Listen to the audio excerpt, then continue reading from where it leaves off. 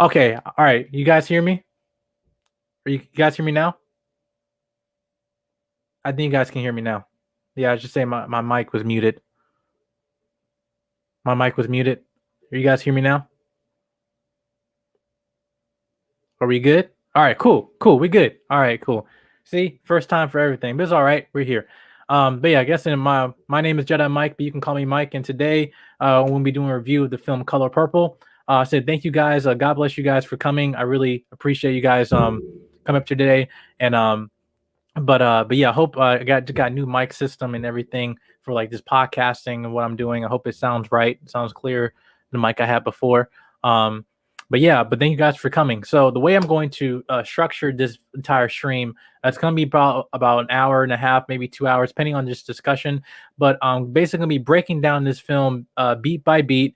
I'm gonna give my honest, like subjective, but also critical point of view as a black man. And the reason for this is one of the points of my channel that I want to do is that I want a lot of black men to be the best version of themselves. However, in the age that we are in right now, there's a lot of things in this. I won't use the term certain terms here on this channel, but there's people on YouTube here, content creators, which I will not say any names to, that are trying to project a thing of what true masculinity is and what means being a man. And I feel like uh, a lot of this film is getting misconstrued a lot, and this film is using terms of how we're kind of deflecting our responsibility and accountability as men towards black women. And I think this film, as me watching this film, which I saw this film like when I was younger, but I have rewatched it again and read the book this weekend. So I have everything all fresh in mind right now. But I think this film gets misconstrued and used as as a strongman argument to use to just generalize stuff in the black community, dysfunction on black women instead of actually looking to ourselves. And as I'm watching this film, I can tell you that my true point of view is that I can understand where some people are coming from. However, I think when you see things in a point of view in a cynical mindset, people like just to make out things, where there is no merit to be found of at all. And I think that this would actually be uh, very effective if that we actually have actual people critically and subjectively analyzing this film and see what the positive message is saying to us as men, not saying us as we're horrible black men, but how black men can be better. And then, so what I'm going to do is I'm going to go over this review, and then I'm going to go over my thoughts about it and everything like that. And then I'm gonna give my overall message, what I think as a solution, that I think the ideas that I feel that this film has brought to me as a man, and what I think that men or young men can benefit from. And then we're gonna go over and talk about the film's controversy. I have another YouTube clip I'm gonna show, fair use of an interview back in 1986 when the film was when the film came out. And then I'm gonna invite people on the panel to give their perspective. And I kind of encourage if there's any black men that come in onto the show, that we can kind of give your perspective on this, and also black women. And if there is a debate, if there is people who might disagree in terms of my point of view, please let me know. However, when I invite you onto my panel, this is the thing how I'm gonna run this show. Is that one, I don't tolerate any disrespect, nor to me, nor to my other panelists. So if you come here, disrespectful, I'm gonna treat you accordingly. That's just how it is. But I'm not expect to have any subjective perspective on the film or on any talking points. But if you come here disrespectful, I'm just gonna bid you a good night. That's how we're gonna go. And after this stream is over, please guys make sure you comment, subscribe, like, and share. Please let me know what you guys think about this. About this review, how I structure it, and give me any constructive criticism is welcome. And I just got appreciate you guys just for coming supporting. But let's get on to the review. So I'm going to break down this film beat by beat, and then I'm gonna go into my thoughts on it. So just give me 1 sec. All right. I'm going to share screen. 1 second. Here we go. All right, and then let me just minimize that a little bit. There we go. All right. Okay. So let's talk about this. So the film The Color Purple, for those you don't know, is basically a film by Alice Walker, and it's basically a film by a Black Southern woman who struggles to find her identity after suffering abuse from her father and others over like 40 years. And then in terms of the timeline this film has been taken, in the story of the book. I'm also going to talk about just the differences in the book as well, because I also see there's things that weren't different, not drastic, but things are just seeing that people might be seeing point of view why this film was so damaging on terms of the image of Black people or the image of Black men. But when you actually see where the origin of where this story took place, you actually see that's not what the point was trying to make. But going on to the rest of the in the story beginning, it takes place in Georgia in 1909 with an abusive father. The only person who's 14 years old is Celie, who cares for and loves her young sister Nettie. And I'll make sure you remember people's names and stuff like this. But then Celie is married off to Albert Johnson, a brutal, uncaring man. After an incident between Nettie and Albert bans Nettie from his property, and it appears that Celie may never see her again. So this is the overarching thread of the story that's gonna be going on in this film. It's about 2.5 hour long film, and I think it's the way it breaks down. The way Steven Spielberg, I thought, obviously him being a good filmmaker, credited filmmaker, I feel like he kind of structures the film in a good way. A little bit different release from the book, but I think that's in terms of narratively and different mediums from book to film. I think he did a good job. But then we're just gonna go into the synopsis of the film, and I'm gonna stop in between points of the story, and I'm gonna give my point of view. So in the winter of 1909, Georgia, a 14-year-old African American girl named Celie, played by Whoopi. Well, is a young actress, but the character is played by Whoopi Goldberg. Gives a birth to a daughter whom she names Olivia. As her young sister Nettie acts as a midwife, since the baby was conceived through incest. So the baby, Celie had 2 children, and mind you, she's 14 years old, and she's now in the beginning of this film, she's just now giving birth. But you realize that both of her babies are first born children. They're gonna come from the product of incest and by her father. And Celie father, Pa, played by Leonard Jackson, sees to the infant and warns his daughter to keep the pregnancy a secret. And there was a one line he said, like, you better not tell anybody but God. And it's very funny how when as a child, I was watching other films, like if any of y'all remember Medea Class Reunion, the play. My parents showed me that when I was a kid, and I was just seeing Tyler Perry. He played the character, the bartender, and he was just saying a lot of things that like of lines from this movie. I didn't know he was quoting this, but as I went watching this, I'm like, oh, that's where it's from. It's from The Color Purple. I just thought that was interesting. But then going on to the story, sometimes later, a prominent local farmer named Albert Johnson, played by Danny Glover, asked Pa permission to marry young Nettie. Now, what you see in the scenes that they're all living the same parts in Georgia, but as you can see that there is a huge age difference. By the way, these Nettie and Celie are minors, and this guy is a grown man. But what happened is that you can see that that Danny Glover's character, we call him Mister. We don't know his name's Albert yet, but what you find out is that he's actually is basically kind of predatory, looking and staring at Nettie in a very sexual way. But then he goes up to his father, to her father, and asks for Nettie hand in marriage. And going on to the story, basically said In the spring, was it in the spring of 1910? Celie believes she recognized her 7-month-old daughter, Olivia. Oh wait, I'm jumping. Sorry, I'm jumping to ahead of myself. Um, yeah, he asked Pa to marry young Nettie, but refusing the old man's offer, Celie instead. But then you see in the demeanor that Celie and Nettie's father is talking about Celie in a very negative way. How she's spoiled because she has 2 children. How she's ugly, maybe because of how dark she is and everything like that. Just that she's ugly and very demeaning. Um, but he said no, you can't have Nettie, but you can have Celie. So he takes Celie.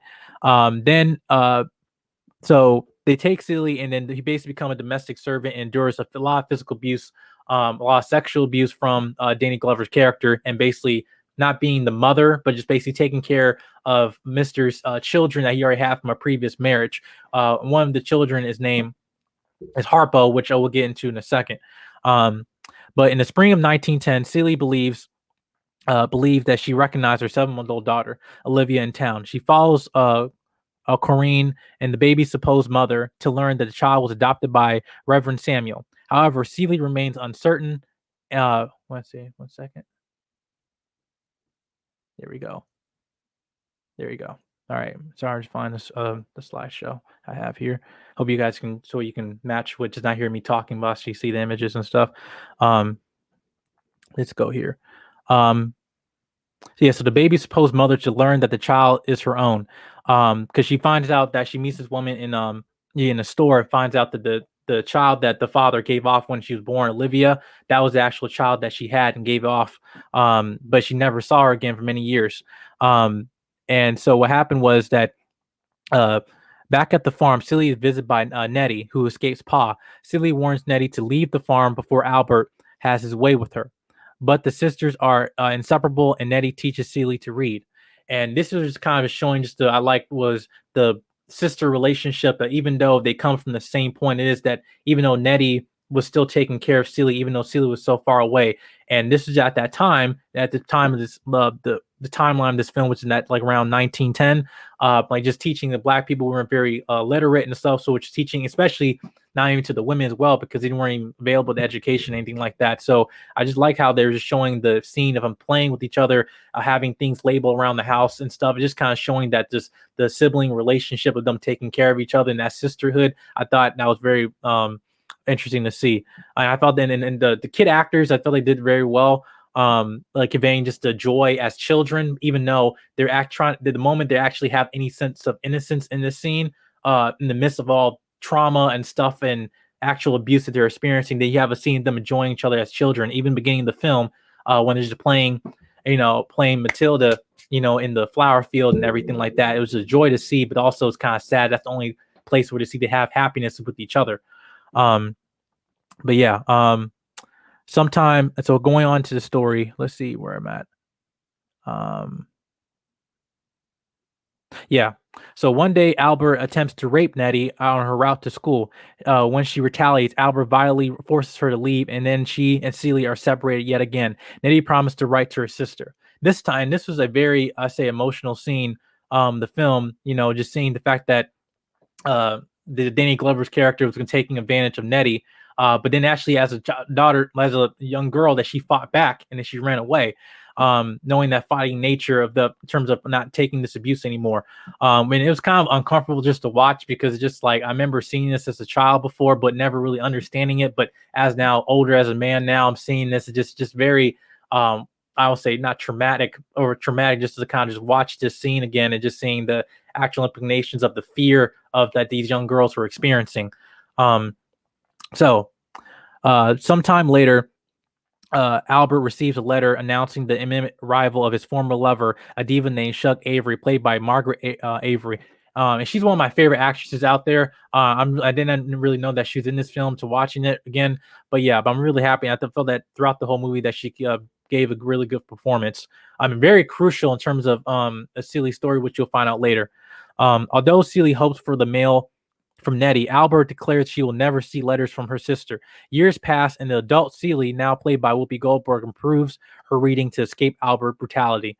And this was just a scene of there was always a bunch of shots in the film of her looking at the mailbox and stuff, and I felt like the way the cinematography in this film was done very well to convey the emotion that she's feeling. That seeking the mailbox, hopefully to receive Nettie's letters, was just an ounce of hope or that light end of the tunnel that she was trying to have. But over the years, she was never able to because Albert would not let her. So let's go here. So we hear sometimes. Yeah, so played by Marco Avery. Although Celie hopes for mail from Nettie, Albert declares she'll never see letters from her sister. Years pass, and adult Celie, played by Whoopi Goldberg, improves her reading to escape Albert's brutality.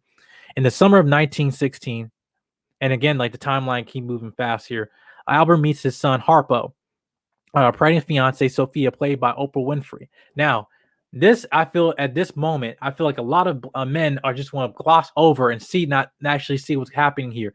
Now, and I don't want to jump ahead of myself because of the points I want to make at the end, but I think that Harpo is actually a crucial thing that I feel like a lot of young men, especially a lot of black males, should watch from his character throughout the movie and actually learn from, not be a carbon copy of him. But I'm not gonna try to jump ahead again. I'm gonna keep on going on with the story, but I'm just letting you to be mindful. I'll pay attention to Harpo. So Oprah Winfrey, although he forbids the marriage, Albert's character, the two wed shortly after the birth of their first child. When the couple moves to Johnson Farm, both Albert and Harpo in the eyes and vows to fight for her dignity. No, I jump a sentence. Excuse me. Both Albert and Celia advised young Harpo to beat the brazen girl in submission. In other words, submission. That's another word that's kind of going on right now. Instead, Sophia punches Harpo in the eye and vows to fight for her dignity. And this comes from the iconic line by Oprah Winfrey. I want to see. I'm jumping to conclusion. Yeah. Kind of that kind of line from Oprah Winfrey is that all my life I had to fight. I had to fight my father. I had to fight my brother. I love Harpo, but I'll beat him dead before I let him beat me. And this is just trying to show that even at the scene of the father, that he didn't know what to do with Sophia, her big personality that she has and stuff, not taking mess from nobody, anything like that. Which in this case, you might see that Oprah Winfrey's character Sophia today, might be considered a masculine woman, which we'll get into that at the end. What you see that from Harpo's character, that he was looking at to Mister and not saying, "Dad, what did I do?" And he's like, "Did you hit her yet?" And said, "Maybe you should." And because of the mental abuse that over the years that Celie had to experience from Albert, she even advised Harpo to even beat Sophia. And this goes to the subjugated abuse that's going over not only to the men but to the women as well, that being acceptable to this violence and this spirit of abuse that's actually kind of consuming this family. And it is just showing the fact of that even to the point when you beat a woman down so much to the point that she's actually being part of taming, or actually full submission and gave up all of her dignity and pride and actually not helping Sophia and actually say, "No, beat her." And that was really sad because in the way that Whoopi Goldberg's character, like the one way that Steven Spielberg shot, you see her face. She didn't want to say it, but she just said it anyway. That's what that mental abuse would have. It tamed her for that. It indulged her to say that because she didn't know anything else, right? But luckily, yeah, Harpo, he got got the fight, got a black eye just as Sophia punched him, which was kind of funny in this film. But what you also see is that there was a quick line, or you saw the look of the actor that plays Harpo looking at to Mister. He didn't know what to do because this goes to a point of masculinity. Us as men, we always want to seek approval from other men. Yes, we like the attention from other women, but at the same time, we want a level of respect as men. And in this time, men was everything. Men were defined by their resources. They were defined by what they do, what they take care of, and their priorities. However, what they did was they used it as a dictatorship to claim the insecurity as a man. And what you saw was that Harpo was looking at to Mister and being his child. He always was taking care of the saddle. He did everything his father told him to do. And even then, going to the point of doing the exact same thing that his father did, which was beating his wife or beating Sophia. And this goes to the point at the end I'm going to go back to. or go back here. So, although Harpo and Sophia had more children over the next few years, their brawls continue, and Sophia eventually leaves well with their offspring. Now, what you also see here is the toxic relationship that happened, and it was just a quick line, didn't really see it, but just the narrative of Whoopi Goldberg's character Celie. She's talking about, oh, some days Harpo would hit Sophia, some days Sophia would hit Harpo, and then they'll have children in between. And this is the toxic relationship that we see. You can kind of see that there's a continuing thread even today that a lot of us are recepting to a point where our dysfunction has now become our function. This is what reality is to us. This is what's common, and you've seen this over continuous line of abuse that's happening towards each other and having this toxic relationship. No, not neither respecting her. Now, a lot of guys gonna misconstrue what I say when it's saying, "Oh, well, Sophia was masculine because she hit Harpo." No, if you notice, she was even to the point before Sophia got hit. She never put his hands. She never put his hands on Harpo. She said she loved him. It's just the fact that, oh, because she was a woman who had a mind of her own or anything like that, because she still was the mother, she was still taking care of the kids, she was still doing things in the household, and he was still taking care of the structure of the house and working and everything. But one thing that obviously what Albert was stealing into Harpo was the fact of submission. He didn't feel like he got that submission from Sophia. Well, hence the fact that he hit her, then she hit him back. So this is just a highlight that Sophia never initiated the abuse. So going into again the story, we're here. Yeah. So she eventually got her offspring to leave. Now she is a single mother, right? So one day during a rainstorm, Albert returned home with the ailing Shug Avery, and Celia is smitten by a sickly yet unabashed, startled Shug Avery. And then Shug Avery basically looked at her at the line, said, "You sure is ugly," and basically took her out.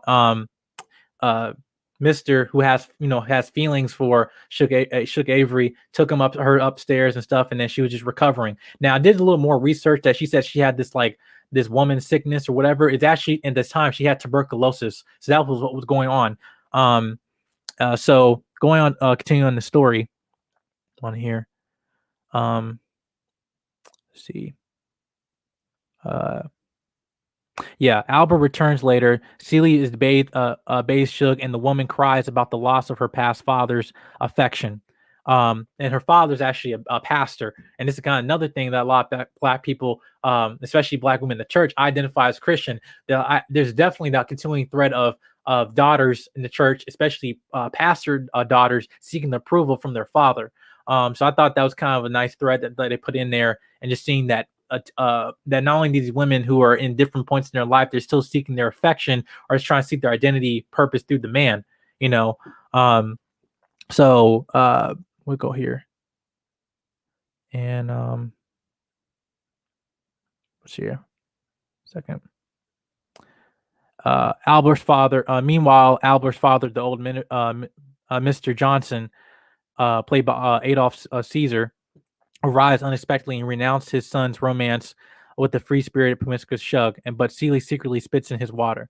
Now, he's also another character we're going to talk about at the end too. Now, I said focus on the men in this movie because, like I said, this film gets so misconstrued to a point, and it's seen that this is talking about the image of black men being violent predators and anything like that. Now, obviously, are these predatorial and pedophilial nature in this film? But from the men, absolutely. But what you have to notice is just terms of the aspect of how in the scene when Mr.'s father what's the name yeah, Mr. Johnson, when he arrives, look how Danny Glover, his entire demeanor changed. He became weak and frail.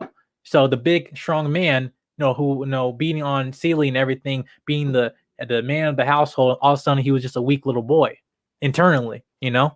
So it's just another thing that you see. I feel like Danny Glover kind of conveyed that the emotion of that in that scene very well. You can kind of see like the fear he got from him, but if you notice this, it's the same look that Harpo had when he was looking at Mister. So you see the continuing thread of him seeking approval from the superior father, the man above them. So let's go back here. Yeah, so he renounced, so she spins the water. I thought that was funny. So In the summer, as the timeline moves from 1960 to 1920, 22, Albert Harpo and the musician friend Swain, played by Lawrence Fishburne. There's a lot of actors here I didn't know that was in this film. I was like, dang, yeah, build a makeshift lakeside salon called Harpo's for Shug to reestablish her singing career. And their crowds defy prohibition and indulge in alcohol and Shug seductive spectacle. Seeley is mesmerized one night by a suggestion song called Miss Seeley Blues. And this is when uh, you actually start seeing the other side of Shug's character, and basically seeing her that she's now becoming from just a woman that you think is just all pretty and not really care about nobody and stuff. The way she treated Mister when she was bathing in the tub, but the moment when she was crying out by her father, and then all of a sudden Seeley, brushed her hair and was singing to her. Um, you kind of see there's another side of like, wow, like again, another sisterly bond, not by blood, but just still by the relationship that they established. I felt that was actually really well. Then you seem to kind of shift in her character, that she actually do care about Seeley. So going here, yeah. So talk about the Sean Miss Seeley Blues. Just then, Harpo's estranged wife Sophia, again by Oprah Winfrey, arrives with a gentleman friend, and Harpo coaxes her onto the dance floor. However, Harpo's latest lover, Squeak, is displeased by the reunion and slaps Sophia. Now, this also shows you, it's kind of another thing too of this, the relation, like the toxic relationship, because as you know, Harpo got another woman. What's her name was Squeak. Oprah Winfrey's character also got another man, and this is just kind of showing that, listen, you this whole conversation about who's the prize, and like, as a man, woman is just is just happy that she has a man and stuff, and like, no, listen, when when it happened, the relationship break off, there's gonna be someone gonna be taking, be taking your place.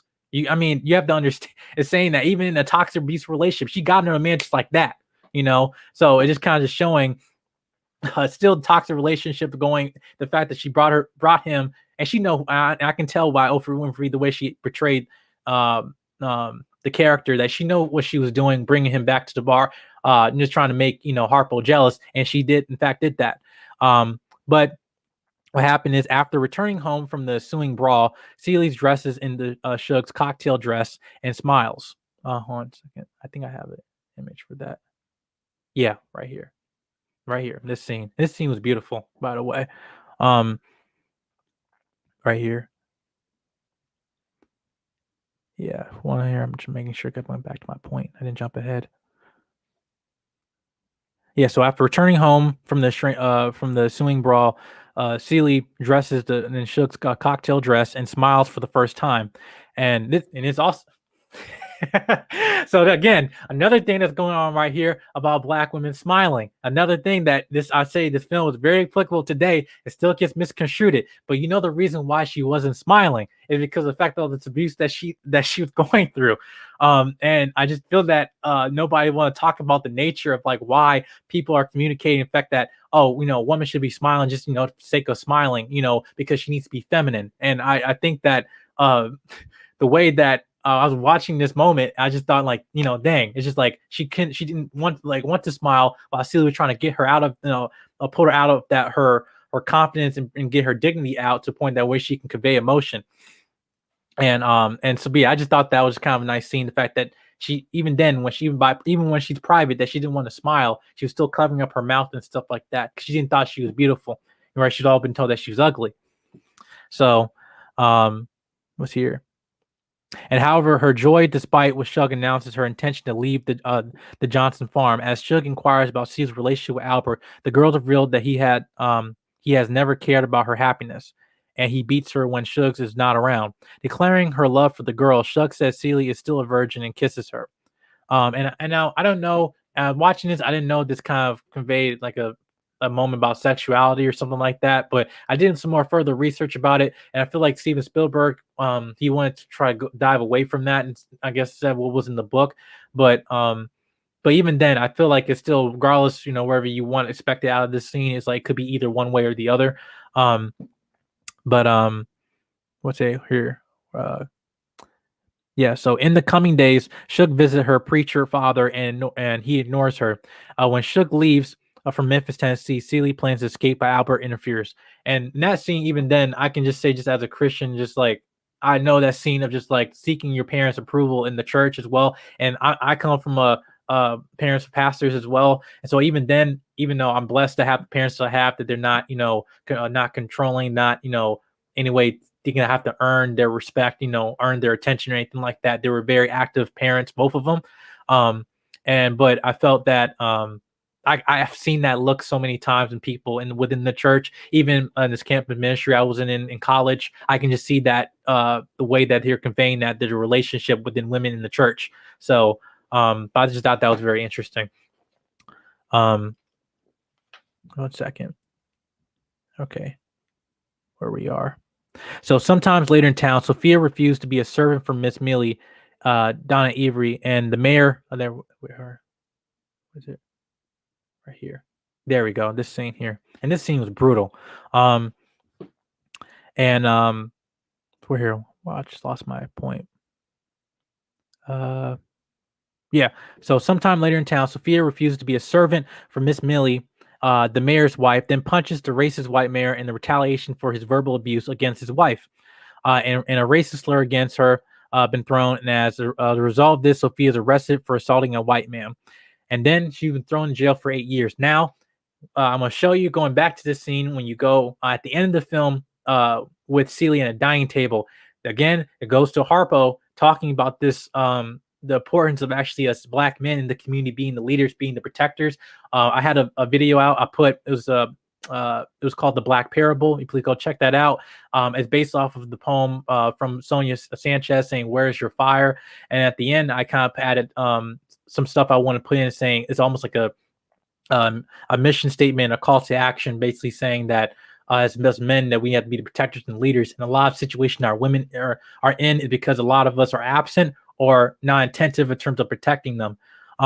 So, and I just thought if we're going to the end, if Harpo was here, that's this situation may have been a slight altercation, especially during in the was in the 19 yeah, in like the 1920s, but still, as a man being there, as not as just as a man, but also as her husband, I feel that situation would have been handled completely differently. So again, men pay attention to certain scenes like that. Um, okay, are we going good, y'all? Are you guys liking this? Hope you guys are liking this. But yeah, yeah, first time live and stuff. And yeah, I appreciate you guys commenting. Um, I'll go into the chat after I'm done with the review. Second. Here we go. So 8 years later, in the spring of 1930, a gray hair and physically emotional, defeated Sophia is released from prison and only to become Miss Millie's maid since she has no money or job. On Christmas Day later that year, Miss Millie drives Sophia to reunite for the day with her three estranged children and extended family, including Harpo.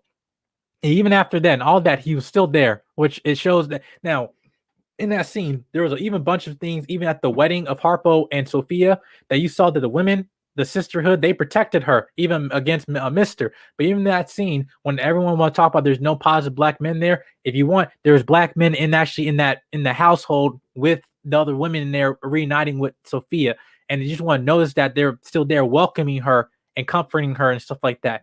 And she was in the scene that I felt that was very emotional when she was like putting the ornament on the Christmas tree and she was breaking down in tears, and the daughter's asking like, "Mama, why are you crying?" And she was basically saying, "Because I don't know who you are, like you guys are anymore. I don't remember y'all." And just like because it's been 8 years.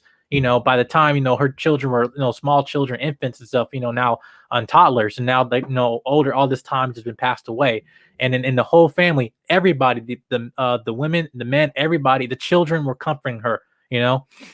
Um, but yeah, 1 second, and go back to your um. So make sure to jump. So yeah.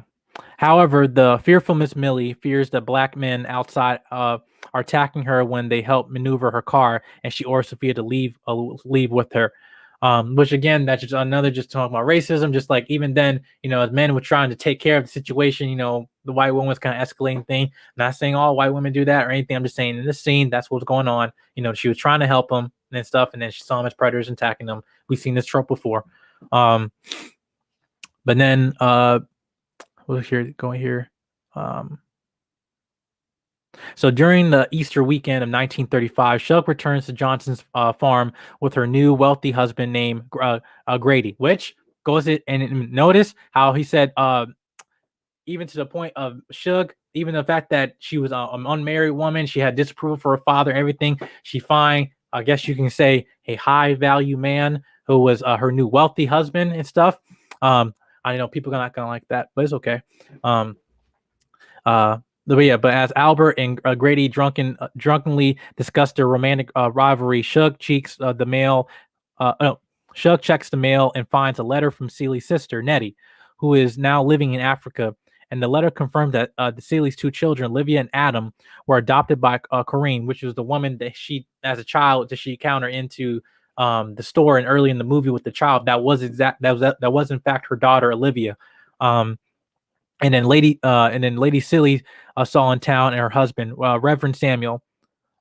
Nettie joined the missionary on their journey to Africa as children's nanny, and Shug and Celie searched the house to find Nettie's previous letters hidden under the floorboards, and they were tearing the whole place apart, and it's showing that Mister still having communicating to Nettie saying, hey, your sister doesn't want nothing from you, and basically kind of lying just for that abuse, just to seek control. But reading Nettie's old letters, Celie learns about her sister's life in Africa and the violence of white colonists. However, Nettie promised to return with the children as soon as they meet the approval of the U.S. Immigration. Sometime later, Albert beats as usual Celie, demanding that she shaves him. And this was at a point that after she was reading after all these years, Celie was reading Nettie's letters. That's when you actually see the confidence of Celie being rebuilt, and even the relationship that she has with Shug, that she actually not taking the mess that Albert is having giving to her anymore, and to a point where you didn't know. Well, I mean, if you knew the history of this movie, but if you just watched this film for the first time, you didn't know with the blade of her shaving him, you didn't know she was gonna cut his throat or anything like that. You didn't know. But I just thought the way the tension of that film, and realizing Shug was finding out that Celie was about to shave Mr. or Albert, and then she's running back to the house and stuff. You didn't know if she's gonna make it, is she not. I just felt that was kind of a good scene that they did. Here, one second. So here, and you just tuned in for the first time, this is Jedi Mike. We're doing a review and discussion of the film The Color Purple, giving my perspective as a black man. I'm breaking down this video. I'm midway through the film, and right before the third act of the film. And once then, I'm going to talk about the controversy, my thoughts, points I want to make from the film, and I'm going to have able for people to call in and give their point of view at the end. But thank you for coming. Okay. Once here, so back in Georgia at Easter dinner, Shug announced she is bringing Celie to Memphis. When Albert objects to Celie, defies her husband and Sophia, who has returned home from her servitude to Miss Millie, regains her impetuous nature after holding a knife to Albert. I think I have that. This was a iconic scene right here, bam, right. The woman scorned, I should say. But that's the point where it's actually the moment where she took a stand and fought back. I'm not taking your mess anymore. But back in the Georgia and Easter dinner, Shug announced that she's bringing Celie to Memphis. And obviously Mr. defies that. And after holding a knife to Albert's throat, Celie leaves the farm, vowing that her husband will suffer for his abuse and offenses. And that moment, you also see another thing, a revelation that for Celie, who was also helping the character of Oprah Winfrey's character early in the film, to actually get her to see her children again when she was in the store with Miss Millie, that at the moment that she took a stand, the whole time the whole demeanor of Sophia, that she had no sense of her, who her character was in the beginning of the film, who was strong, confident, pointed, very big personality. She was broken, but that scene finally, uh, that she finally regained her confidence and regained actually, laughing again, the joy in her life, the fact that she saw a woman who fought for her, and she thanked Celie for, for helping her at the events earlier in the film. And I think that that was just kind of showing just the just to conveying the emotion of just how the fact that she was just a broken character for something, she lost hope, but then Celie gave that hope back to her when she fought back against Albert. And I just thought that was really good scene. Oprah Winfrey did it very well. Um, but and then in that scene, even then Celie told to Harpo with his new woman, hey, listen, if you were not there with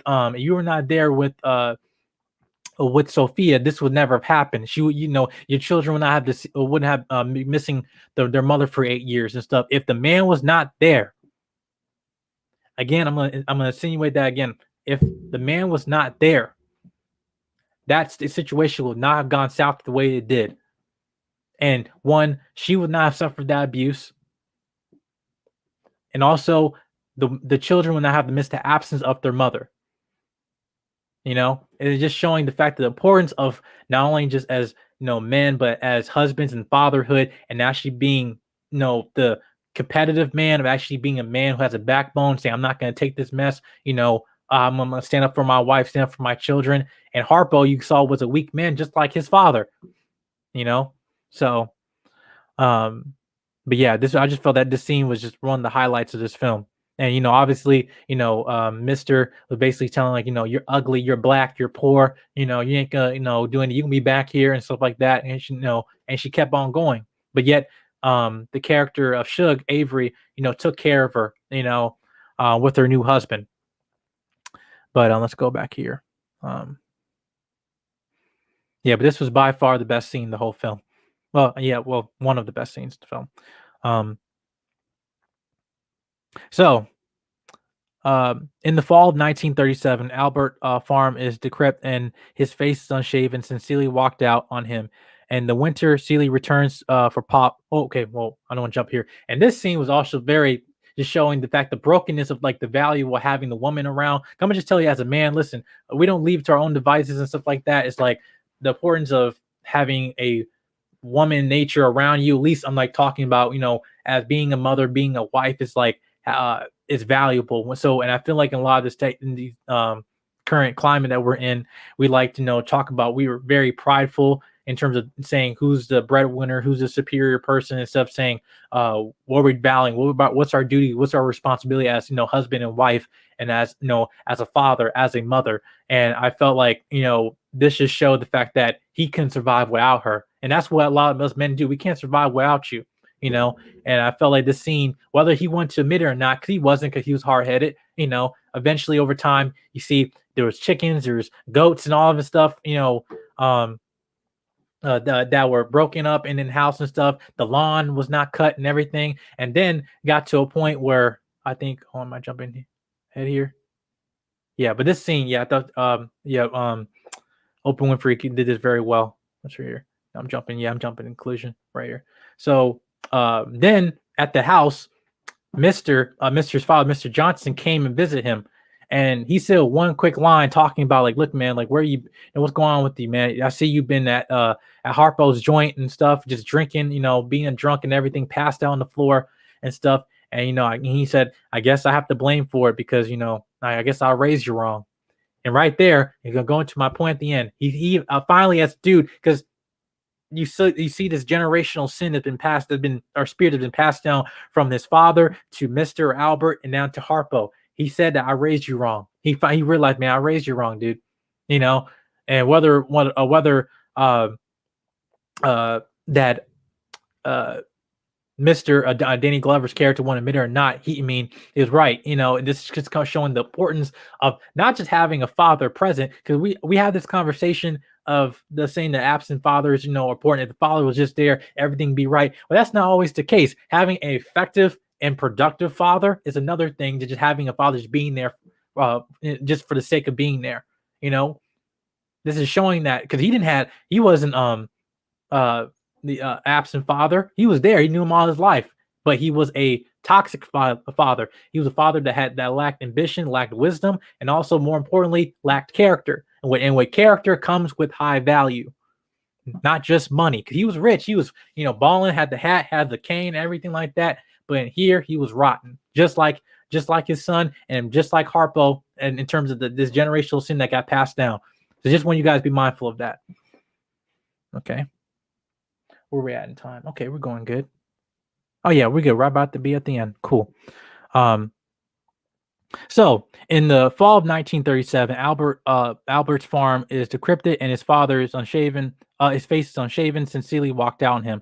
The winter, Celie returns for Pa's funeral, and this is the man that that not say molested but raped her and abused her and basically impregnated her. They have the children Adam and Olivia. So he's dead right now. So he just passed away, realizing that the man was really her stepfather.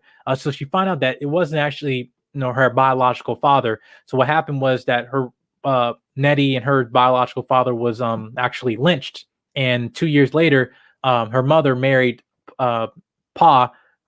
Who eventually then the mother died off, and then basically able to take advantage of these young girls.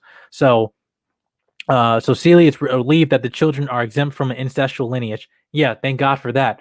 And she inherits the flourishing homestead that once belonged to her biological father. And it's gonna go into the thing at the end, talk about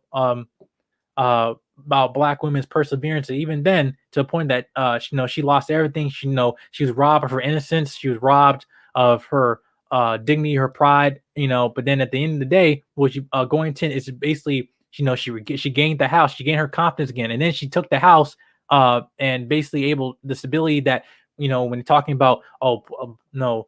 You women can't survive without us and stuff like that. She actually prevailed and surpassed all of that, and eventually reclaimed the house, which I thought that was very good. And seeing the joy on her face of her actually smiling again when she got the deed to the house, and just like dancing, and finally you've seen the motion you've seen her personality, you've seen her actually feeling like she's being free. I thought that was very well. Whoopi Goldberg did that very well. But yeah, 1 second. So, excuse me, 1 sec. Should get some water. Thank you guys for tuning in. Appreciate y'all. Thank y'all. Yeah. Yeah. Shout out to Honest Truth in the chat. Black Light Revelation. Mokamami, Lorraine. Miss Organic Black. Thank y'all. Miss Laura. Thank y'all for being here. I'll address the chat in a minute. But yeah. But then let's go here. Yeah. So sometime later, Celie and Shug walk through the field of purple flowers surrounding the house, and Shug declares that God is offended when people fail to notice the divine glory of color. Inspired by the natural beauty, Shug resumes singing at Harpo's salon one Sunday. And however, Shug's pastor father hears his daughter singing nearby the parish and orders the choir to sing louder and drown out Shug's voice. And again, it's going to terms of the Black woman's perseverance of pushing through in terms of the neglect and the condemnation, at least from her father. Just like at least that she's still persevering, she's still singing louder and still keeping her head up high. And there was one scene also I want to talk about when going back to when the scene with Whoopi Goldberg and Sophia's character Oprah Winfrey when she was Miss Millie, when she's in the car and she was able to tell him, hey, you can go see your children for Christmas. There was one thing, and with no line dialogue, just Oprah Winfrey is looking at Whoopi Goldberg and says thank you, and then she looked at her and she pointed her like this. She's like, told her keep your head up high. I just thought that was just even in no line of dialogue, still just conveying a lot of emotion right there. And I just thought that was done very, very well. Okay. Thank you. I've ever seen the chat, but anyway. Okay. That just caught me off guard. Anyway, but okay, so where we are at. So yeah, she's defying her father's scorn, and Shug sings along with the gospel and salon patrons and including Celie and Sophia follow her to the church. There, Shug belows the Christian verses to her strange father, and they embrace. And then there's a good line saying, "You see, Daddy, sinners have souls too." And this also shows the positive nature. And it's again to another thing of black people talking about, or a lot of folks using this film saying this is a negative image of black men and everything. You see him after coming all this time, shunning his daughter. He basically welcoming her with embrace, and finally coming full circle and accepting his daughter back. Which was a very emotional scene, especially in the church. And I felt they did that very well. Um, but yeah, but I just thought that the way that they just conveyed that emotion, that you see him coming the full circle of his character, embracing his father, especially in the pastor to the daughter. That was just very emotional scene. I thought that was very well. Especially with the music and everything, the choir dancing and rejoicing.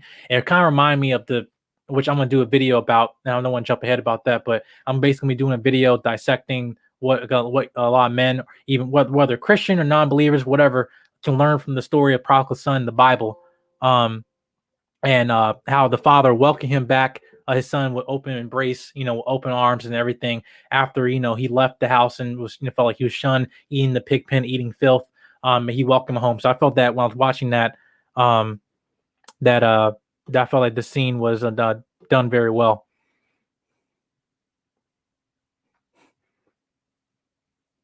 Okay, so where we at? So, meanwhile, back at the Johnson farm, Albert receives a letter addressed to Celie from the U.S. Immigration Natural Services. In an attempt to redeem himself, Albert retrieves his hidden savings of cash and goes to the Immigration Bureau and secures the safe return of Celie's family. Now, this is also a redemption story too, talking about him. Now, is he exempt from all the things that he's done? Absolutely not. But it just kind of just showed you the fact of just like the irony of his character, that he finally came full circle and gave something that Celie was looking for. And even then, there was even scenes where when Celie got her own place and she was with Harpo and Sophia, who came back and came back together again. There was one fine line that you saw when he was being drunken at Harpo's place, that he's saying, for a father who shunned his son for going after this woman, or Oprah Winfrey's character, he's saying, finally, I'm happy to see y'all back together again. And that moment, that's when you see him shift in terms of his character, actually caring again, everything, seeing the sins of his ways. Now, is he the hero? Anything? Absolutely not. Is he broken? Absolutely. But this kind of showed you, when you strip all that pride, all you have is that, the man you look in the mirror. All you have, all this greed, all this power, the abuse you use to subjugate your insecurity. When all that is gone, and all the people that you took advantage of, all you have is look at the man in the mirror. And I felt like that moment that Danny Glover conveyed that very well. Even to a point that he didn't reconcile with Celie. He was off to the field with the horses, but Shug Avery saw him, and then he just kept, he smiled at her, and he took the saddle, took the horse, and it walked away. So, and just showing that, hey, listen, now, even then, that reconciliation isn't given. At least, I'll say forgiveness is one thing. Now, was Celie forgave him for what he did? No, but I just saying that at least he's just showing that his character just kind of came full circle and giving Celie what she was looking for all along. But finally, sometime later in 1938, Celie sees strangers on the horizon. Right here, yeah, this scene here, right here. Yeah. So she sees strangers in the horizon for Purple Flower Field, and realizes that the African visitors are Nettie, as well as Adam and Olivia, who is Celie's children. Watching the joyful reunion from Celie's porch, Shug noticed Albert in the distance and recognized his contribution to Celie's happiness. The film ends with Celie and Nettie walking together in the field, reuniting at last forever. And I just felt this was just done very well. This scene was just really beautiful. The joy, like, of just seeing them again playing Matilda again, as now as grown women, and again having that secret happiness together. It just kind of came full circle, and I just thought that was just a very highlight and scene at the end of the film. But now I'm gonna go on to the points that I have here.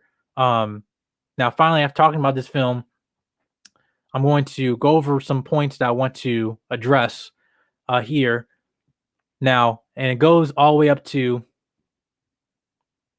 the character of Mr. Johnson. Now, Mr. Johnson is the father of Albert, and Albert is the father of Harpo. Now, one thing that like I said in my channel, which is Jedi Mike 7 reviews, news, and truth, and the truth about here is that having self-awareness and self-accountability. And here I want to actually provide solutions to young men, especially young black men, what they can learn to be the best version of themselves, as I try to be the best version of myself too, hold myself accountable. And one thing I see here, there's 3 topics that I think as men we can take out of this. Um, is one, and I invite a lot of men who watch this video, one, just take your preconceived notions and just actually just take a seat back and not feel like this is any way demonizing you. This is just a way just telling you just to be better. One this talks about is domestic violence. This domestic violence obviously is very predominant in our community, and most of the cases of us as men initiating it. And I think that this is a spirit, this is a generational sin, this curse that's been around our community for so long. But I feel as men that we have the ability and responsibility to actually break that. But it takes also goes in another thing too, which is masculinity. Now, masculinity, I feel this relates to the character of Harpo. Now, let me see if I can go back here.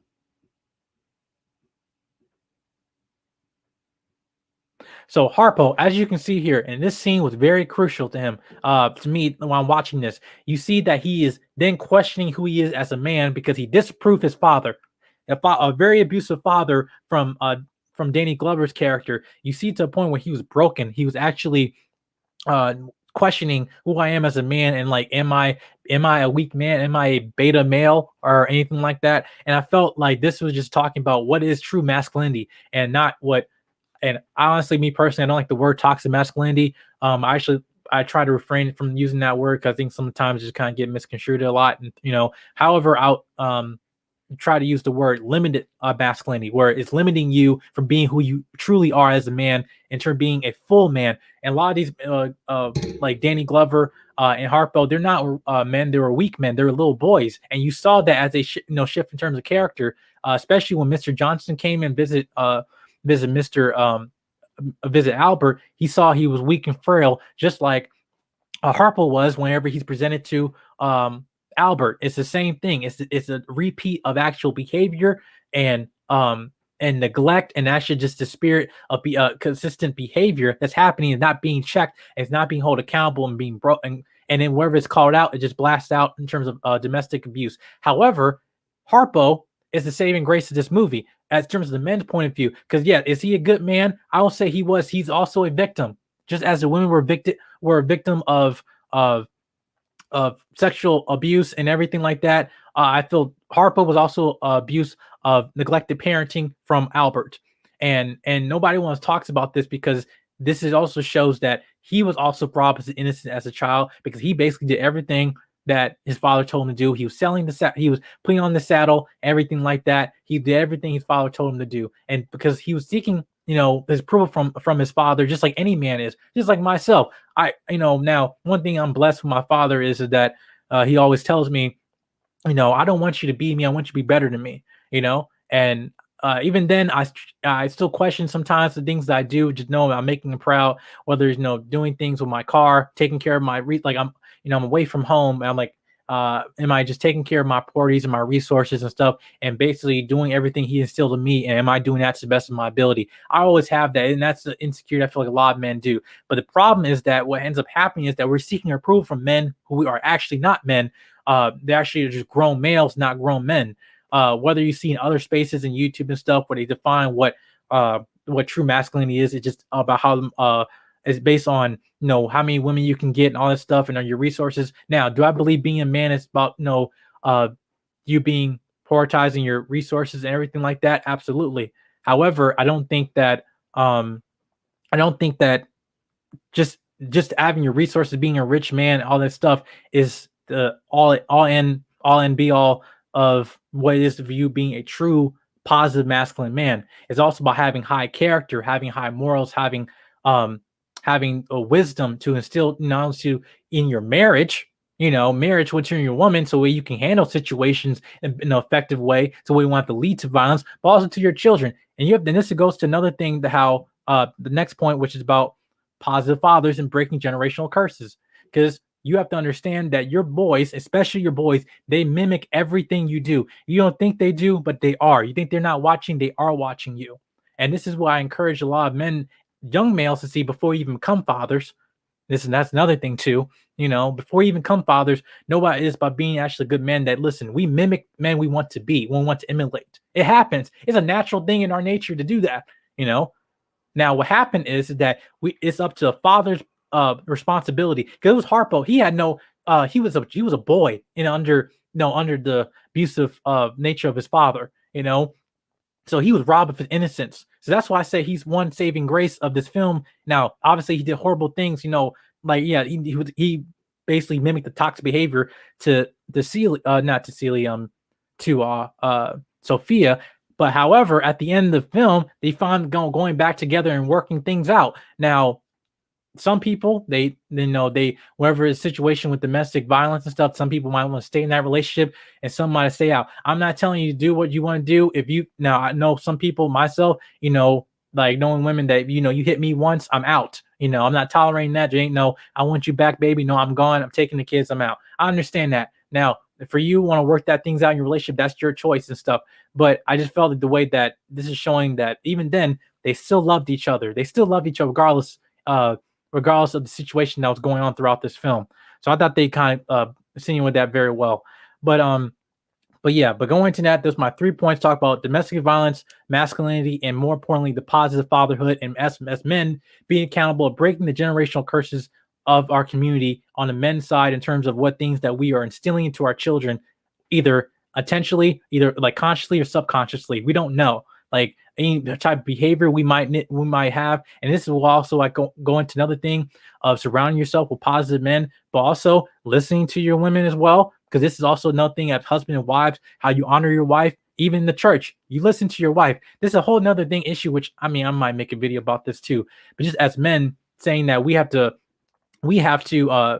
have responsibility in terms of how we create having positive relationships. Because if we make a positive relationship with our marriage, our children are going to see that. Even relationships that are non-romantic, even with our friends, we're not being this toxic behavior. If we break that, I understand that 90, I won't say 95, but majority of the problems that our community are facing is not the white man, it's not the black woman. If we actually get our priorities and responsibility right, I can honestly say that most of our problems in our community will be eradicated. But it starts with you. It starts with accountability and self-awareness. Um, but yeah, that goes into the end of this in terms of review and discussion. Let me go into the chat right now. You. Okay. All right. So I'm gonna let's see, I'm gonna try to share, invite people on the panel here and get this ready. But thank you guys for patiently waiting though. Um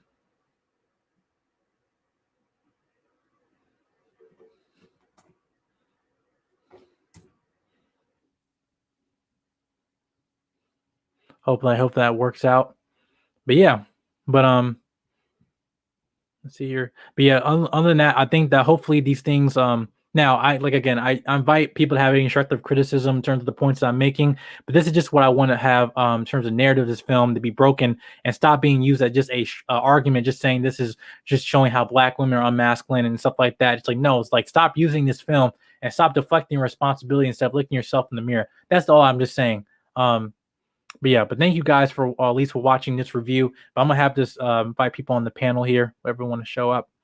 Um, fine, 1 second. I'm gonna do that. 1 second. I'm gonna stop screen sharing. Let me see. All right. Exit. 1 second. You guys are patiently waiting. All right. All right. See you guys coming in. Cool. All right. All right. 1 second. All right. Second. Okay, I just want to make sure from the chat everything is alive, going good. You guys going good? You can hear me? All right. But thank you guys for patiently waiting. Let's just try to read some of the comments here. It's from Mocha Mommy. I agree. It gives me a lot of comfort when I can go to my husband with any issue, trust him with my thoughts and feelings. Right, exactly. Thank you. Yeah, this is absolutely right. I just feel this is actually just a call to action and um uh uh based in terms of what I feel as men that we can be holding ourselves like more accountable for. Now before we go into the panel, I want to show this interview here, or this interval, this video here from 1986, talking about the controversy of this film. And I'm just going to share that with you real quick, and then we're going to get to the panel. Thank you guys for patiently waiting. 1 second. Okay.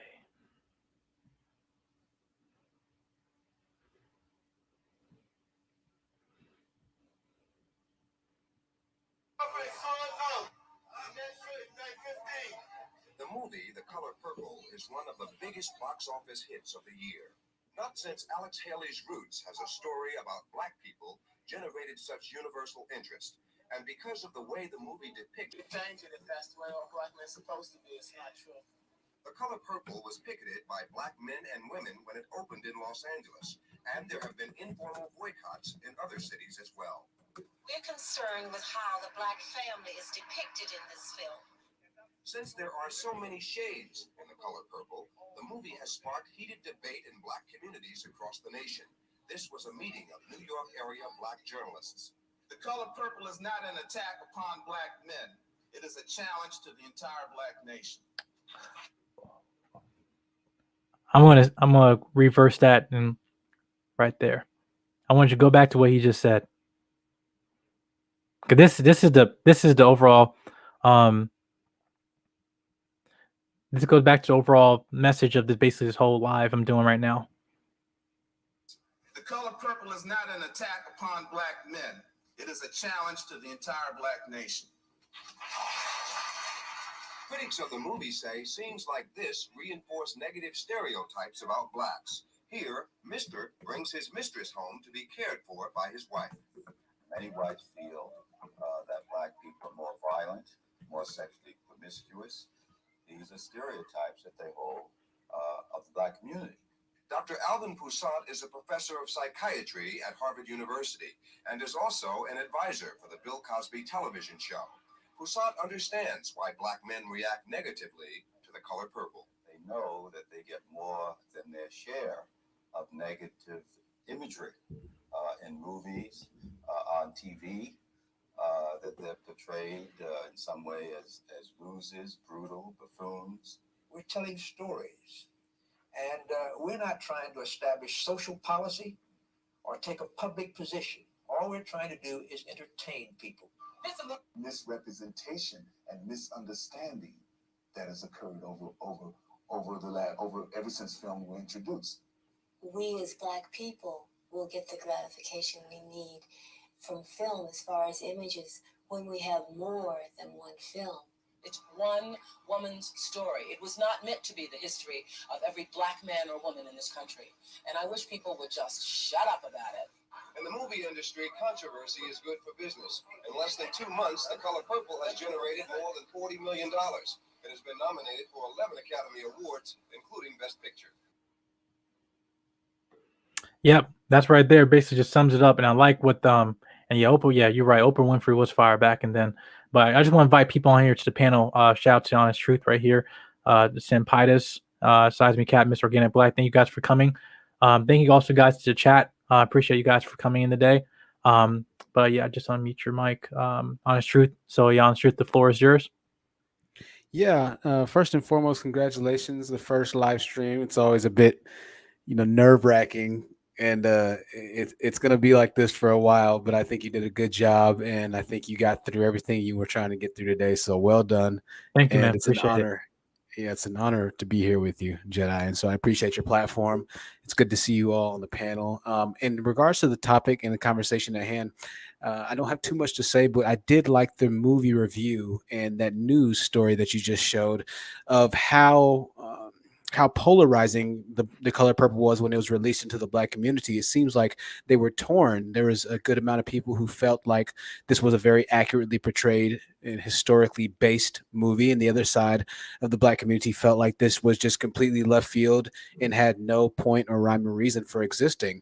And so I think it's a very unique parallelism, and just a very polarizing, once again, a position that a lot of black people were in, but I do think that since so many people did believe that it should be out, that it should be something that we can learn from in the black community, that obviously there was a need for it, and a lot of people did connect with it. So what's more disturbing, in my opinion, is the fact, or the other side of the black community, that chose to maybe not decide to understand the people who had maybe had experiences that we saw in The Color Purple, right? And that's a lot of the things that we see on our different platforms, and a lot of different platforms, content creators that we kind of have in our community, whereas there's just not as much empathy from one side as there is the other side, right? It's this weird arrogance that, well, because I'm not like this, obviously this isn't true. This can't be the case. Instead of saying, you know what, hey, I haven't personally experienced this in my own life, but I take into credit your personal feelings and an account of your personal history. I'm not going to discredit that because I do care about you, since you are a part of the community that I claim to love and be a part of as well. So I thought that was a very interesting little tidbit in regards to when that movie dropped. I had no idea that they were rioting and picketing and things of that nature. That's wild. I really need to check up on The Color Purple and really get back into the classic black affliction, black community type movies, because I missed a lot of them. So really good review, and I appreciate this. I like it. Thanks, man. Appreciate it. I want to just say shout out to Stampitis with the $10 Cash App. They appreciate you, man. Thank you. Yeah, but the floor is yours, Stampitis. Congratulations on your first review. Of course, I've got to be the bad guy and kind of point out a couple things. I think you need to. The Honest Truth does a really good job of doing this. You need to address the chat a little bit more. You can't ignore them till the end, because then you'll have people dropping off. But I think you did a good job summarizing the movie, like the Honest Truth said. I did ask you in the Cash App, what was the plot of the movie? Because I've never seen the movie. What was the significance? I think the clip that you showed at the end, actually, I was actually surprised that, people were actually saying, oh yeah, it's not an attack on black men. It actually kind of shows that we've been needing work. It ain't even just now, like the Honest Truth points out. We've been needing work. I didn't even really realize that. Never seen the movie. Didn't know that it was a big deal back then. I think that last clip was a good job of you showing that. But let me get back to my question. What was the plot of the movie? What was the point of it? I mean, I've heard that, it seemed like women were getting raped. What was the deal? What was the deal? So basically, what the overall plot of the movie was, is basically based off a book by Alice Walker, and it's basically just kind of showing the struggle of a black woman in the South, going through abuse from her father, but also abuse over 40 years, through being signed off to marriage and through the South of Georgia back in the early 1900s, and it was based off of a novel called The Color Purple. Here now, and the one thing that the comparison this film, and thank you for the destructive criticism, by the way. Yeah, because I'm just trying to it's too much of managing the chat, making sure I have my notes here, making sure I kind of go through everything though. But thank you for destructive criticism. But one thing I felt like we're reading the book, however, is that one of the things that the message that she was writing a lot to God, really than waiting really for Nettie. So just kind of the relationship that she was kind of going was, in terms of her narrative in the story, it still was a kind of really inconsistent what it was from the book, but really the message is still the same. It's just kind of showing her persevering through all the abuse and stuff that she was going through. Now I just feel like a lot of people took that from the Fifth Power. But I just want to shout out to Seismic Cat, who's in the part of the panel right now. Thank you, your mic. Thank you. Thank you for having me on. I don't think I've seen the film either. I might or might not have. If so, it's been years. My mother may have shown it to me in the past. And of course, as a white woman, I don't remember that much of it. I may have to watch it again, to be honest with you. Yeah, but it's okay. I think that when I was watching the film, that I kind of even showed to a lot of my roommates in here, most of them are white and stuff. They were kind of talking about the narrative of this film. They didn't know how much this film is kind of applicable uh, in terms of our culture and everything. But like I said, that we've seen all other content creators use this film to the T, just trying showing the image of saying this is what black women are, and and ruin the image of black men and stuff. And really, I just not while watching this, it did not really insinuate that to me, unless you want to see it for face value and actually looking at, like what's in between the lines, which is basically just having abusive, toxic nature, being passed down. That's what was showing, and that's what I'm saying. Not really a reflection as all black men, but this is an overwhelming thing that's happened in our community that we don't address a lot. Yeah, but thank you, Sergeant Cap, and I'll have Mr. Organic Black here. I just want to meet your mic, ma'am. How you doing today? Hey, can you hear me? Yes, ma'am. Congratulations. Thank you. Thank you for having me. I mainly wanted to get on the panel because I wanted to reiterate the comment that Oprah made in the video clip where she was saying that the movie wasn't meant to bash all black men. It was just meant to portray one woman's story. And I think that that's important because that's a talking point that I keep hearing a lot in the Black manosphere. They keep saying that the Color Purple movie is another example of how Black women and Oprah specifically bashed Black men in the media in the 80s. And I think that that is a discussion that deserves further examination. And I think that that's yet another one of their false talking points that needs to be shut down. Yeah, I completely agree. Thank you.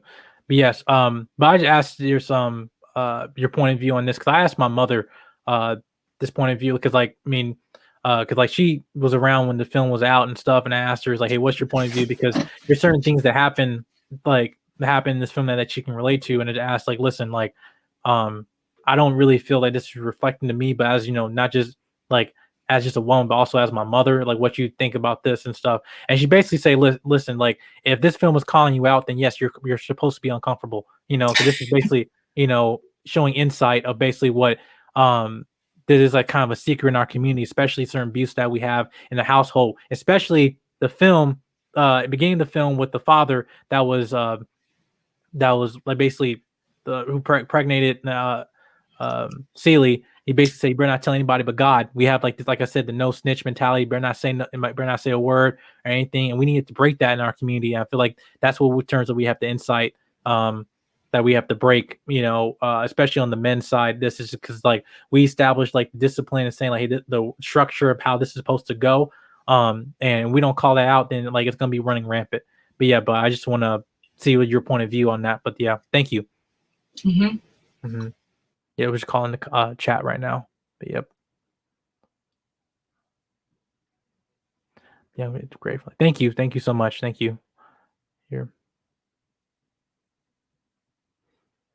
And thank you. Thank you so much. A shout out to Mocha Mommy in the chat. Thank you.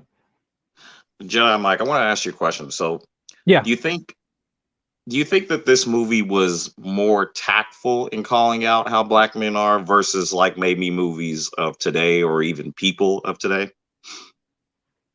You saying it's more tactical? Like if it does it get straight to the point of? No, tactful with more tact.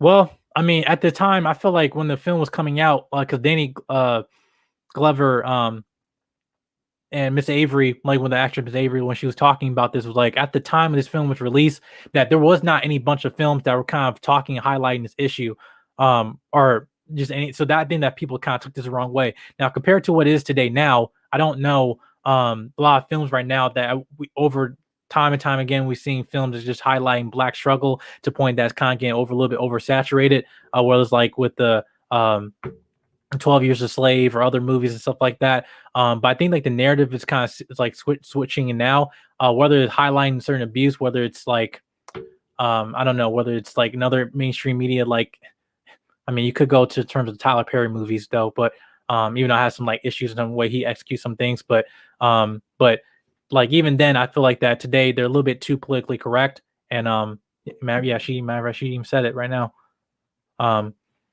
Yeah, they just like like I wouldn't think that today, like you can have The Color Purple out today. In my opinion, I wouldn't think so because they will not a lot of things I feel like they don't want to disturb the audience into. But like for example, like I mentioned, I'm gonna make a video about a Black Wall Street with the HBO show Watchmen and Lovecraft Country. If you guys haven't seen those shows, like check those out. But they basically I know a lot of Black people didn't know about that part of history until that show came out. So I think the kind of the question is that are we gonna wait till film to actually highlight what it is that we're going in our community instead of just us? I don't think that the movies filled today are actually more tactful to answer your question in terms of addressing that issue. My personal opinion. I mean, are you sure about that? You think Tyler Perry movies are politically correct? You think movies like Think Like a Man are politically correct? Or what was that one movie with Cardi B drugging the strippers were drugging men? You think that's politically correct? I'm talking about today. Well, the Tyler Perry movies back. Well, because I remember the ones back in around 2004 when I was a kid. So those, like, I think because was it Family Reunion came out around what's it like 2007, I think. But like today, I'm talking about because now like Tyler Perry is making movies like what Medea, like was it Boo Halloween and all that stuff. But I think the movies he was doing earlier, yes, but now it just feel like it's just for cash grabs, not really kind of highlighting more on the issue. But yeah, that's my personal opinion. But with the one with Cardi B, I haven't seen that film, so I can't address on that one. But yeah, like, can you explain to me what was on that film? It was basically a movie about strippers going around drugging men for their money. Now, based upon what I just told you, do you think that's politically correct? And also, let me add another question. Do you think if it was a movie about men going around raping strippers, do you think that would even make it to the theaters? May I respond? But yeah, go ahead. There are lots of movies about serial killers who rape women and kill women. So I'm not sure where you're going with that question. Like, I think it sounds like you're trying to make it seem like name some of them. Silence of the Lamb, documentaries about like Ted Bundy and who the Night Stalker and.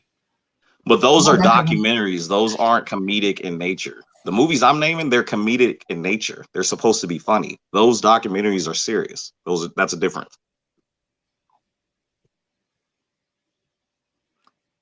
So and what was the name? What was the name of this movie with Cardi B? On A Girls Trip, I think it's called. No, that's what Tiffany Haddish. I forget. I know. I watched the movie once. I know the movie. They're talking about strippers drugging men. It's supposed to be a funny movie, right? Did you Think watch Like the a whole Man movie? Supposed to be a funny movie talking about men, right? Did you watch the whole movie? Yeah. And what was it called? Hustlers. I'm looking at it right now. My bad. Hustlers. My bad. Okay. Yeah.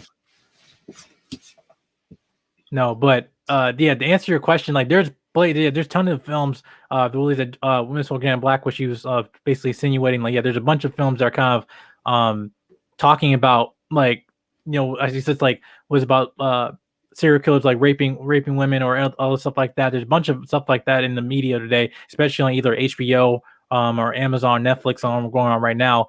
But I think the conversation, Lee, I want to kind of go into in terms of what can this conversation really, the film, show to highlight what men can be responsible for, instead of actually using this film as just as a scapegoat to deflect responsibility. So that's my kind of question I posed to panel. Honest Truth, you have you want to respond?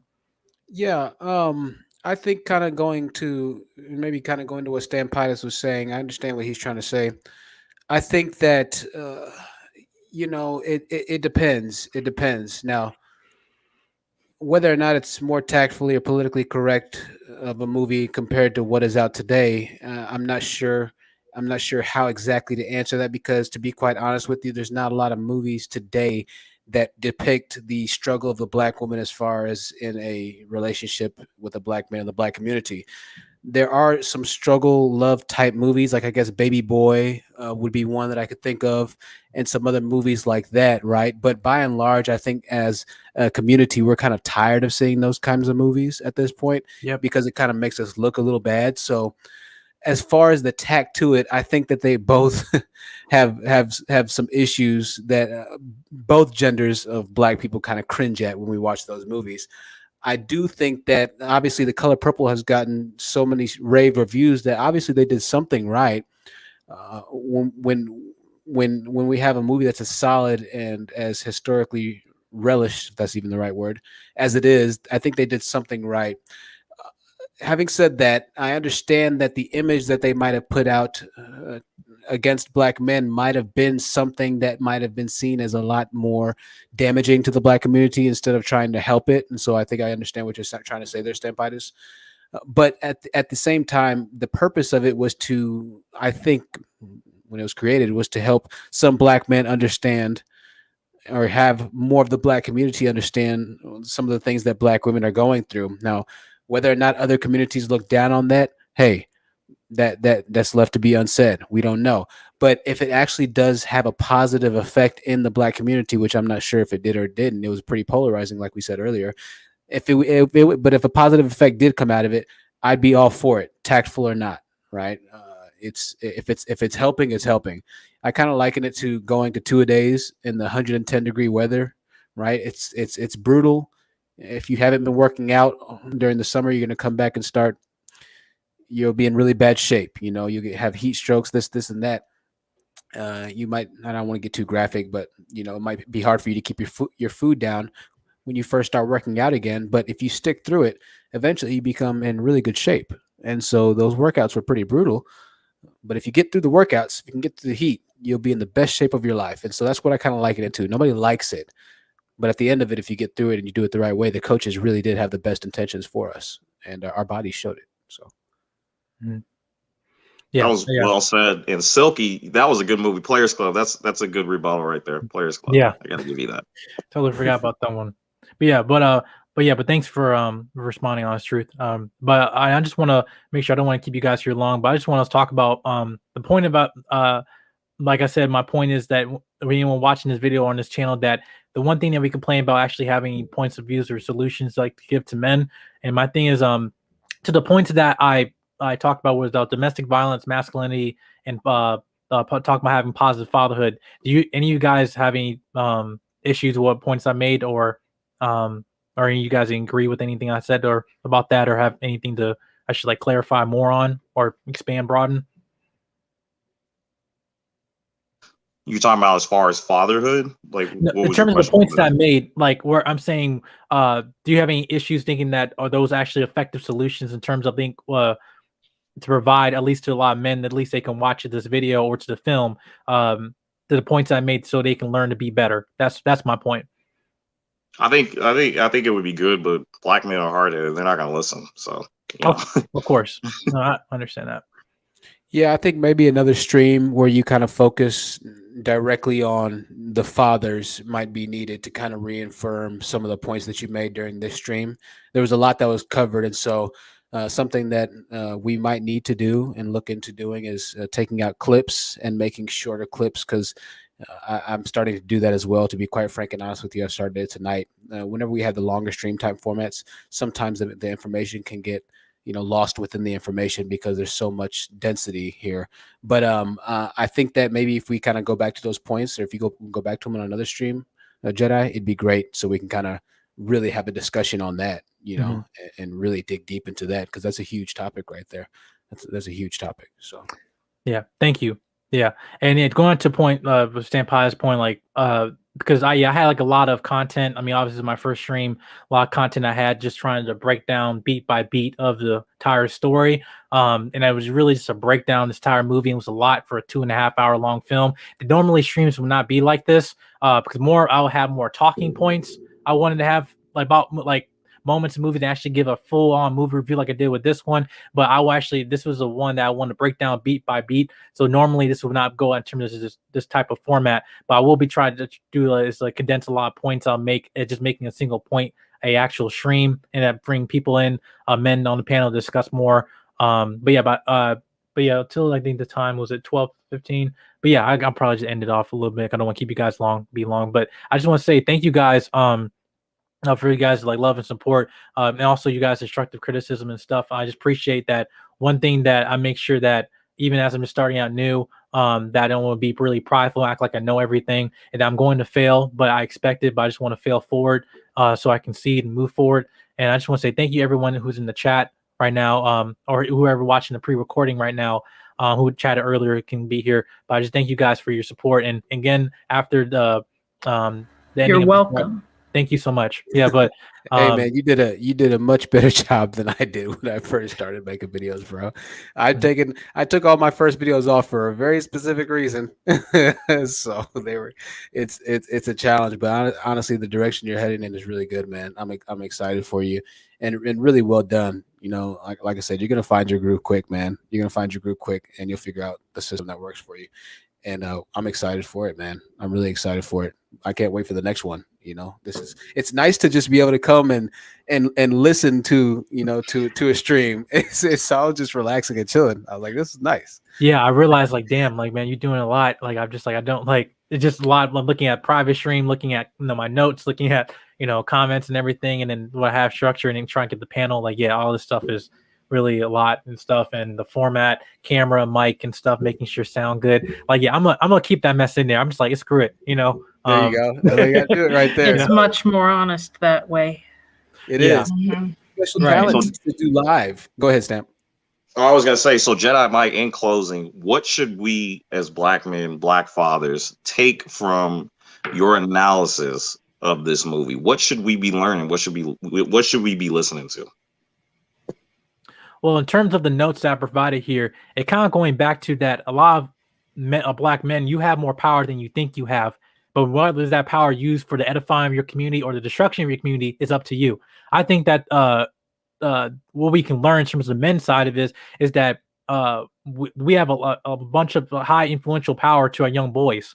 And I feel that even as young men, before we can become fathers, is that we do the necessary work in terms of dealing with our traumas, our insecurities, the way that we don't put down to our children. Because like even then, you kind of go into the ways of how we might even mimic behavior. Like I can talk about this, like my own father, when he was like when I was younger, sometimes when we get mad, sometimes like he would like bite his finger a lot. He doesn't do it anymore. But I remember sometimes when I was getting older, I was getting mad, like upset by something too. I'll bite my finger. Now that's the kind of thing of like subconsciously you think you're mimicking your parents, but you don't think it's because you're around that. So that's what also like we keep highlighting the fact of having the presence of fathers and stuff. Obviously, the absence of fathers is a big issue in our community. However, even though that you are there, that's still not enough. You know, that's my thing is that even though you are there, it's still not enough. The fact that you being an active father does not exclude you from being an active husband.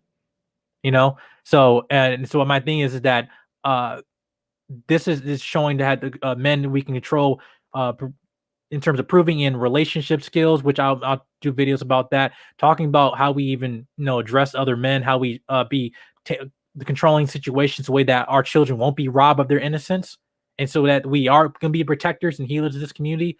So that's why I want to highlight for men watching this film. And again, like I said, I refrain from saying content creators on this stream, but just like this film gets so misconstrued in terms of the YouTube space that we all know and we're all very fond of, is that they use this film to depict women in deflecting responsibility. But that is like you deflecting responsibility is not true masculinity. Masculinity is accountability and also having enough self-respect to be better and not get so defensive when you're receiving constructive criticism. To be better. That's it. So I hope I answered your question. Man, that was well said. Well, great stream. I look forward to hearing and seeing you more. I concur. Yeah, I'm gonna drop down, man. Thanks for having me on your panel. I appreciate it. Thanks, man. All right, Stamp. Take it easy. All right, bye, everybody. Bye on the street. Science Cat, Organic Black. Good to see you, Silky, you brought up a Stampitis. good point. Players Club does depict women getting played in the strip club, and it's a negative depiction of women getting played. That was a good point, Silky. Gotta give you that. All right, thank you, Stampitis. Honest truth, your final word. Well, actually, I'll leave you on to the end. Miss Organic Black, thank you guys for thank you for coming. Your final words. I just want to say congratulations once again. Thank you so much for having me up here. Yeah, I only come up on streams when there's only like 5 to 6 people in the chat because I don't like speaking in front of crowds. But yeah, so thank you for having me up here. Really chill. I like your graphics. Good job on the setup and everything.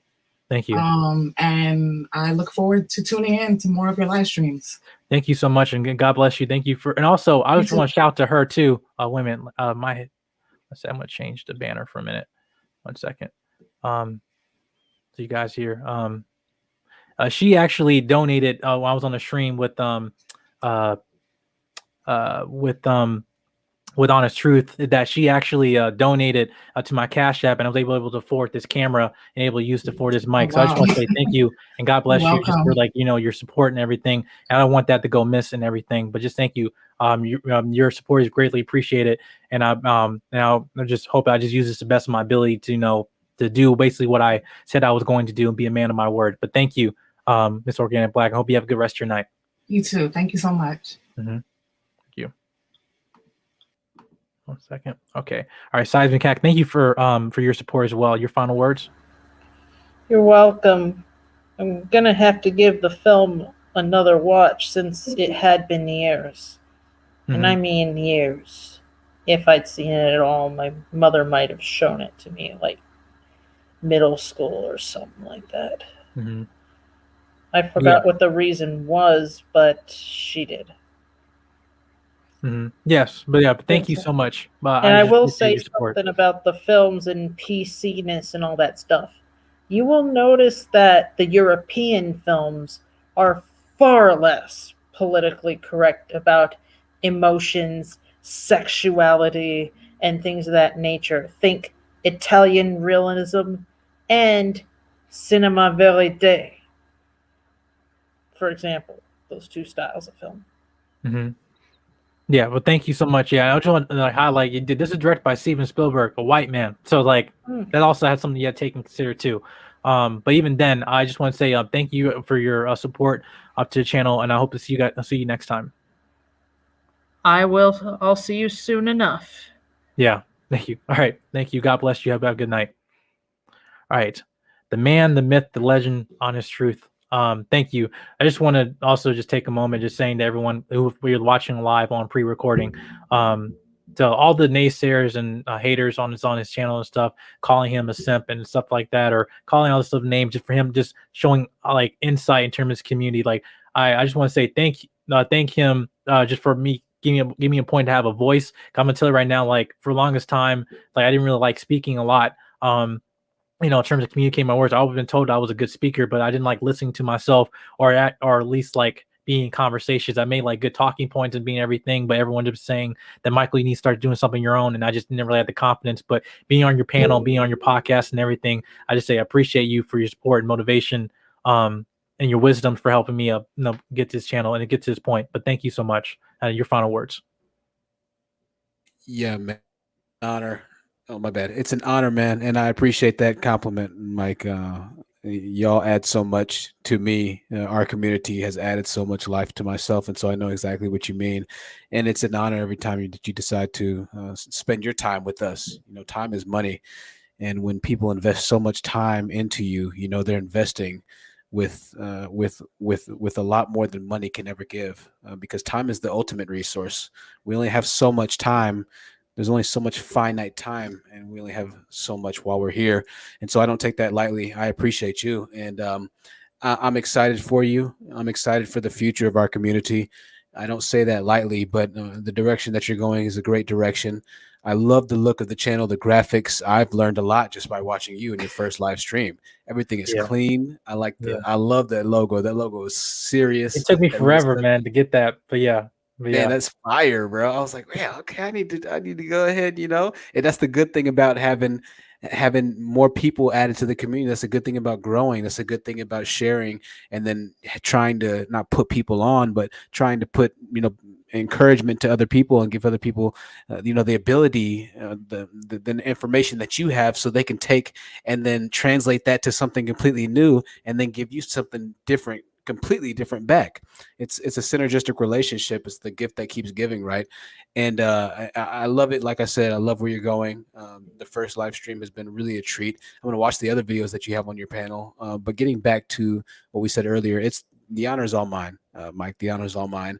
And I know that as you continue to grow, only good things are going to happen, so this is just the very beginning, and I'm excited to be a part of it, and I'm honored to be a part of it. So thank you for your platform. Thank you for your time, your kind words, and your loyalty more than anything. I really appreciate that.